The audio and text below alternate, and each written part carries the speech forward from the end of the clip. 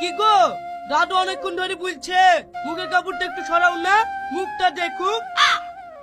কি গো, আমার কথা আর মন লাগছে না, কাপড়টা সরাও। থাক, ওকে আর কিছু বলিস নি, ও তোর কথা শুনবে নাকি? ও শুনবে না, ওর নানি পর্যন্ত শুনবে। তোর কিছু বলি রে। তুমি আমাকে মারছো গো, আমি তোমার কি দোষ করব গো? ওকে ছেড়ে দাও, মতো ছেড়ে দাও, মারো না। তুমি যা বলবে আমি তাই শুনবো। তুমি শুনবে মানে? তুমি তো এক্ষুনি বললি ওর নানি শুদ্ধ শুনবে, আমি তো ওর নানি। ও আচ্ছা, তুমি আসছো না, তাহলে মুখ থেকে কাপড়টা সরাও। এ দেখো লাও।